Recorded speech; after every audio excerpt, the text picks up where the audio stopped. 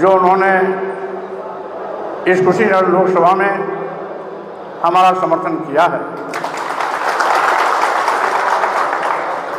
जिसकी घोषणा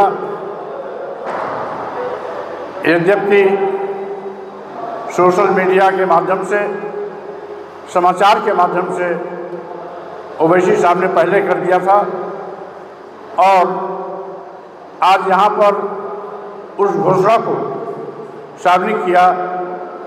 यहाँ पर AIMIM के जिलाध्यक्ष भाई शहबाज अहमद जी ने, उनको भी मैं धन्यवाद ज्ञापित करता हूँ। साथियों,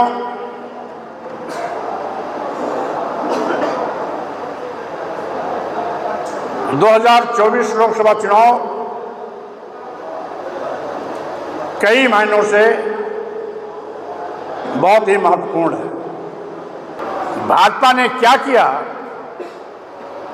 उसका लेखा जोखा, हिसाब किताब सब इसी लोकसभा चुनाव में चुकता करना है। आज भारतीय जनता पार्टी लोकतंत्र को कुचलने पर उतारू है, तानाशाही के रास्ते पर जा रही है,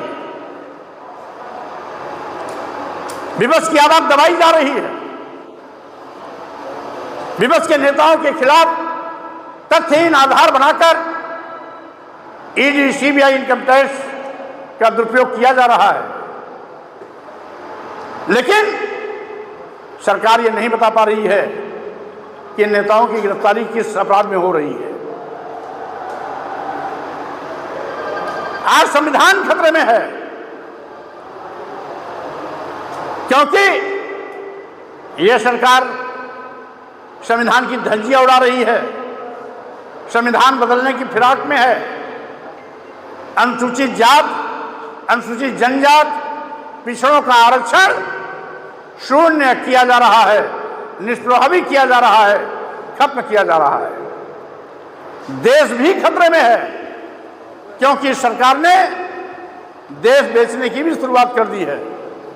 आप जानते हैं, देश के सभी बंदरगाह बेच दिए गए, एयरपोर्ट बेच दिया गया, एयर इंडिया बेच दिया गया, सभी रेलवे स्टेशन बेच दिए गए, कई दर्जन ट्रेनें बेच दी गई, LIC जैसी बड़ी संस्था बेच दी गई।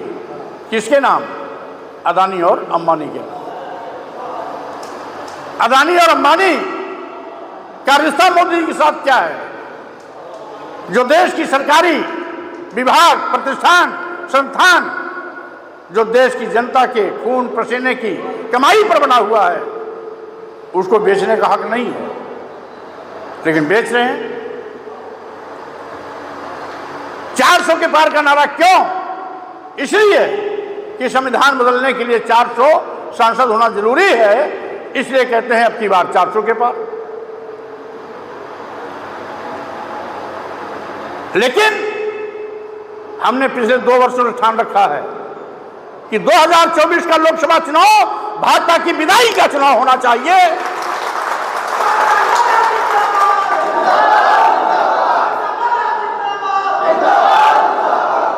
क्योंकि ये देश बेचने वाले लोग हैं, ये लोकतंत्र को कुचलने वाले लोग हैं, ये संविधान की धज्जियां उड़ाने वाले लोग हैं।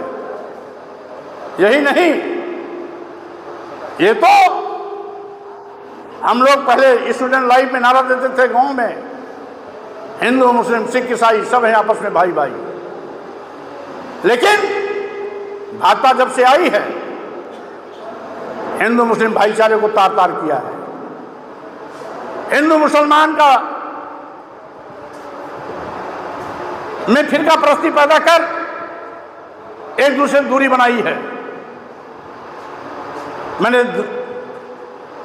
मैं गांव में देखता था, जब हिंदू के यहाँ दिवाली होली होती थी तो वहाँ के गांव के मुस्लिम समाज के लोग उसमें आके शिरकत करते थे, और मुसलमानों के यहाँ ईद बकरीद होता था तो हिंदू समाज जाके उनके इस त्योहारों में हिस्सा लेता था। लेकिन जब से भाजपा सरकार आई तब से हिंदू मुसलमानों के बीच में जो नफरत का बीज बोया, उसके चलते आज दोनों में दूरियां बढ़ी हैं, भाईचारा का कत्लेआम हुआ है, इंसानियत का कत्लेआम हुआ है। हिंदू मुसलमानों की लाश पर राजनीतिक रोटी सेकने वाले भेड़िए भाजपा के लोग आज इस देश को भी खत्म करने पर आमादा हैं। इसीलिए साथियों, आप सबको सावधान सतर्क रहना है। हिंदू मुसलमान दोनों को इस बात की समझ होनी चाहिए। और मैं तो पूछना चाहता हूं, इस देश में पहला मुस्लिम शासक 8वीं शताब्दी में आया,